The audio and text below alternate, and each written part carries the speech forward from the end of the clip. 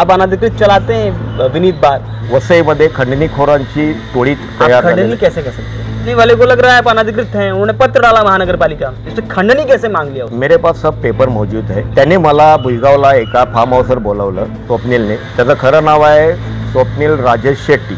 माझ्या ऑफिसला ये, मला माझ्याशी बातचीत कर असे त्याने 2-3 वेळा मला निरोप पाठवले। मी 7/12 से बांधकाम था। परेशान किस बात पे? व्यापारी परेशान, हताश, निराश, दहशतवादी कैसे?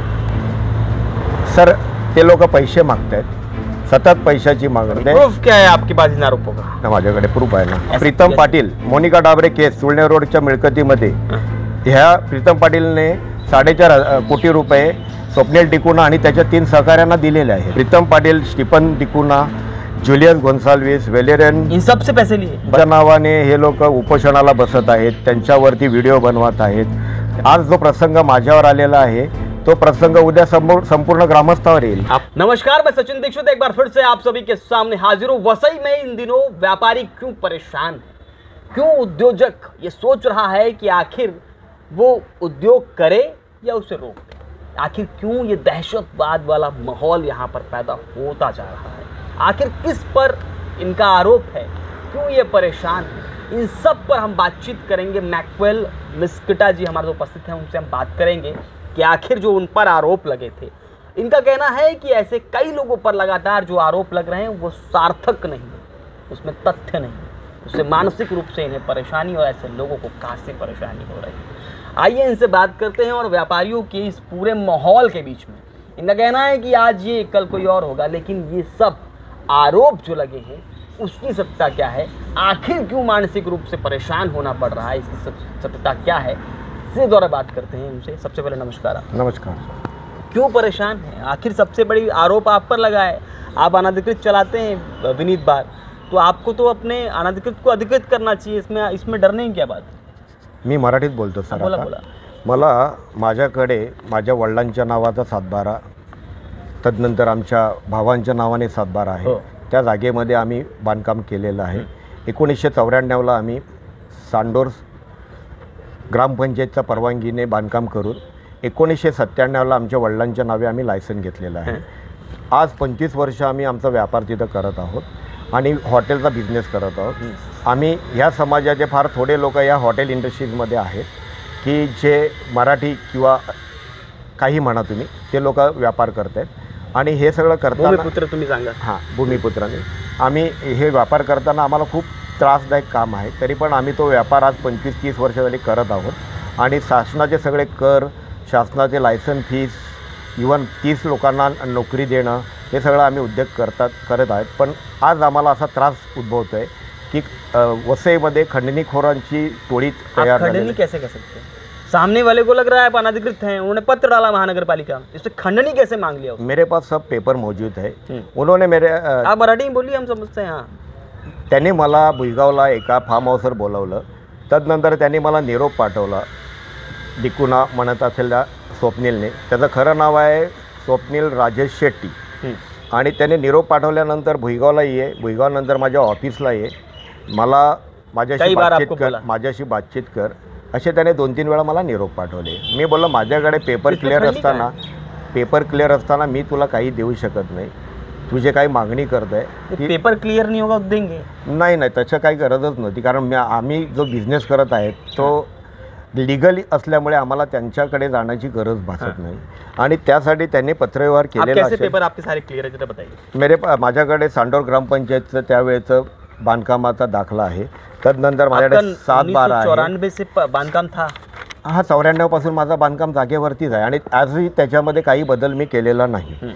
आजही त्या स्थितीतच माझं बांधकाम आहे। तदनंतर स्वप्नील डिकुनाच्या अर्जावरती महानगरपालिकेला त्यांनी अर्ज केल्यानंतर महानगरपालिकेने मला एक पत्र दिलेलं आहे की तुमचं बांधकाम त्या जागेत आहे किंवा कसे, हे स्वप्नील डिकुनाने माझ्या विरुद्ध तक्रार दाखल की। उन्होंने इसलिए तक्रार दी 2001 में सीसी आपकी रद्द हो चुकी थी क्योंकि आप बांधकाम नहीं किया, ऐसा उनके पास पत्र है उनका कहना। त्यांचं असं म्हणणं आहे की तुम्ही त्या जागेवरती बांधकाम केलेलं नाही, तुम्ही दुसऱ्या जागेवरती बांधकाम केलेलं आहे। म्हणून मला वसई महानगरपालिकेने एक पत्र दिलेलं आहे की तुमचे बांधकाम त्या जागेत आहे किंवा कसे हे सिद्ध करण्यासाठी तुम्ही त्या जागेचा TLR भूमी अभिलेख कार्यालयाकडून करून घेण्यासाठी त्यांचं पत्र आहे 10/10/2022ला.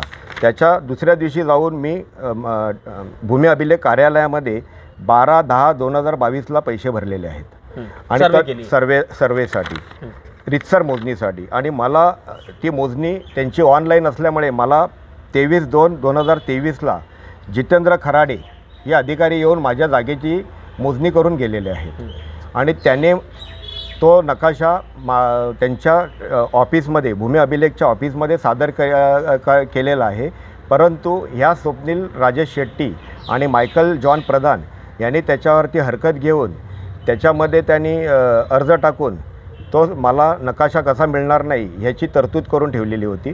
परंतु आता मी सतत पाठपुरावा केल्यानंतर 17 एप्रिल रोजी मला तारीख देण्यात आली आहे आणि माझी सुनावणी घेऊन मला नकाशा मिळणार आहे. इसमें परेशानी किस बात की है?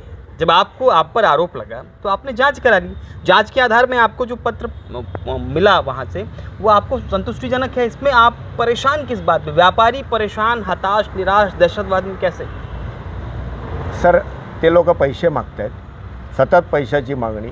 त्यामुळे हे लोक व्हिडिओ किससे मांग लिया? क्या प्रूफ है आपके पास? आहे ना, माझ्याकडे प्रूफ आहे ना. ऐसा आरोप आप किसी पे भी लगा देंगे? आजपर्यंत स्वप्नील शेट्टी आहे ना, हा कुठलाच उद्योग करत नाही. 2 वर्षामध्ये याच्याकडे 2-3 गाड्या, स्वतःचं ऑफिस, सदनिका, हे सगळं कुठल्या पद्धतीने आलेलं आहे. स्वप्नील राजेश शेट्टी हा फार पूर्वी एका जहाजावरती युटिलिटीचं काम करत होता आणि युटिलिटीच्या कामामध्ये किती पैसे येतात. आज त्याच्याकडे 2-2 गाड्या, 2-2 फ्लॅट, ऐशारामाचं जीवन जगतो आहे. स्वतःच्या मुलाबाळाचे वाढदिवस तर मोठमोठ्या हॉटेलला साजरे करत आहे. हे सगळे पैसे येतात कुठून? एक सामान्य आदमी अगर बढ़ रहा है, दिक्कत क्या है? आखिर प्रॉब्लम कहाँ है? सामान्य आदमीने उद्योग करून पुढे यायला पाहिजे. उद्योग करून त्यांनी पैसे कमावले, त्याला काही हरकत नाही. आज आम्ही उद्योग करतोय. प्रूफ क्या है आपके पास इन आरोपों का? माझ्याकडे प्रूफ आहे आणि त्या प्रूफला मी त्याला धरून सगळ्या गोष्टी कथन करत आहे. आज स्वप्नील डिकुना ह्या 353, 323, 34 गुन्ह्याखाली वसई पोलीस स्टेशनमध्ये बंद आहे आणि त्याची सखोल चौकशी करून त्याला कायदेशीर पोलीस रिमांड देण्यात आलेला आहे. त्याची सखोल चौकशी करण्यात यावी की मी जी नावं घेतो त्यांच्या नावानिशी त्यांना बोलवून त्यांच्याकडनं सत्य परिस्थिती. नाम लेने जा रहे हैं कुछ लोग? हां, मी नाव घेणार ना सर. हा प्रीतम पाटील, मोनिका डाबरे केस चुळणे रोडच्या मिळकतीमध्ये ह्या प्रीतम पाटीलने 4.5 कोटी रुपये स्वप्नील डिकुना आणि त्याच्या 3 सहकाऱ्यांना दिलेले आहेत. प्रीतम पाटिल कभी आगे क्यों नहीं आए? प्रीतम पाटीलचा जो विषय झालेला होता तहसीलदार मॅडमकडे, त्यामध्ये सरकारी अधिकाऱ्यांचा देखील उन्होंने आरोप क्यों नहीं लगाया? खंड नहीं लिया है 4.5 करोड़ तो आप लगा रहे हैं. ते जे आहेत ते ह्यांच्या दहशतीला घाबरलेले आहेत. Pritam Patil, Stephen D'Cunha, Julius Gonsalves, Valerian, इन सब से पैसे लिए. बसे associate, Rajesh Acharya, Gilson Vartak college के ट्रस्टी, तहसीलदार कार्यालय में गोन्साल्विस जो सहायक आयुक्त रहे उनका भी उनसे भी उनका भी जो केस चल रहा है ना, त्यांचे जे मॅटर चालू आहे ना त्याच्यामध्ये हे त्यांना दहशतीमध्ये ठेवत आहेत. सतत त्यांच्या नावाने हे लोक उपोषणाला बसत आहेत, त्यांच्यावरती व्हिडिओ बनवत आहेत, त्यांना दहशतीमध्ये ठेवत आहेत. झंडे निकाले थे उसके लिए अविनाश जाधव का आरोप था और ये मामला था, उसमें खंडणी कहा गया. त्यांचं जे घर आहे रमिदीला त्याच्यावरती त्या 2 बंगल्यावरती यांनी आक्षेप घेतलेला आहे आणि त्या 2 बंगल्यामध्ये ते पण बांधकाम त्याने ग्रामपंचायतच्या परवानगीने केलेलं आहे. इथं सर्वसामान्य माणूस आहे, बांधकाम करताना ग्रामपंचायतच्या परवानगीनेच बांधकाम करत होतो. आता इथे 2009ला महानगरपालिका अस्तित्वात आली. महानगरपालिका अस्तित्वात येण्या अगोदर संपूर्ण रहिवासी हे ग्रामपंचायतच्या परवानगीवरती आपले उद्योग आणि घरं बांधत होते. आज जो प्रसंग माझ्यावर आलेला आहे तो प्रसंग उद्या संपूर्ण ग्रामस्थावर येईल. आपके कहने का मतलब ये है कि सामान्य रूप से यहाँ पर ग्राम पंचायत के परमिशन के आधार पर किसी ने घर बांधा है, किसी ने व्यापार के लिए कोई अलग से बांधा है, उसके आधार पर उस भवन निर्माण पर लगातार ऐसे कोई ना कोई आकर आरोप करेगा तो कैसे व्यापारी व्यापार कर पाएगा? यही क्या हाच मुद्दा आहे सर माझा. और उस पर आकर कोई खंडणी मांग लेता है. व्यापाऱ्याने व्यापार करावा की असे माहिती अधिकाराचा दुरुपयोग करणाऱ्या लोकांना खंडणी देऊन आपले उद्योग चालू ठेवावे किंवा दहशतीखाली जगावं? वसईमध्ये कायदा सुव्यवस्था है, ते पाळण्यासाठी पोलीस यंत्रणा आहे। उनका कहना है कि वो सारा कुछ सामान्य लोगों की आवाज़ उठाने के लिए, महानगर पालिका के भ्रष्टाचार को उठाने के लिए, तहसील के भ्रष्टाचार को उठाने के लिए वो लगातार काम करते हैं, और आप तो खंडनी का आरोप लगा दे रहे हैं उन पर। आजपर्यंत त्यांनी काढलेले यूट्यूबचे व्हिडिओ आपण चेक करून पाहावे। आजपर्यंत जनहिताचे त्यांनी कुठलेच काम केले नाही। बोयदापाड्याला जे आंदोलन केलं त्या चाळ माफियाकडनं आणि प्रत्येकी पैसे घेतले। बाबळ्याला जे आंदोलन केलं गाळेधारकासाठी त्यांच्याकडनं प्रत्येकी 50,000 रुपयाची खंडणी गोळा केली। एका दिवसात 8 लाख रुपये तिथे जमा केले। प्रकरण स्टॉप झालं। ज्यांना जर जनहिताचं काम करायचं असेल तर त्याने आजपर्यंत कुठला विषय मार्गी लावलेला आहे हे त्यांना मला ऐसा तो सांगावं। नहीं कि विनीत बार पर आरोप लगा है इसलिए आप आज सारा खुलासा कर रहे हैं। विनीत बार हा एक विषय झालेला आहे। विनीत बार नंतर हा विषय पुढे पण ते करणार आहेत आणि पुढेही ते चालू ठेवणार आहेत, कारण त्यांचा एकच उद्देश रोकने आहे। के लिए आप ऐसा कर रहे हैं। मला हे सगळं थांबवायचं आहे। भले आज जे माझ्यावर आलेलं आहे ना ती इतरावर येऊ नये आणि इतरांना त्यांचा त्रास होऊ नये ह्या मताशी मी आहे। अगर इन सब जांचों पर ये मालूम पड़ा कि उन्होंने वो खंडनी नहीं लेते हैं तो त्यासाठी आज त्यांना पोलीस कस्टडी देण्यात आलेली आहे। पोलीस कस्टडीमध्ये त्यांची निर्वाध चौकशी व्हावी, त्यांच्या ऑफिसचे सगळे कागदपत्र जप्त करण्यात यावी, त्यांनी जे काही हे आहे ते त्यांच्याकडनं तिथे कबूल करण्यात यावं। आज ते ज्या पद्धतीने सरकारी अधिकाऱ्यांना दहशतीमध्ये ठेवत आहेत, त्यांचा व्हिडिओ बनवत आहेत, त्यांना धाकधपाशा दाखवून त्यांना उपोषणाचं अस्त्र वापरून त्यांना परेशान करत आहेत आणि नाही तो निर्णय देण्यास भाग पाडत आहेत।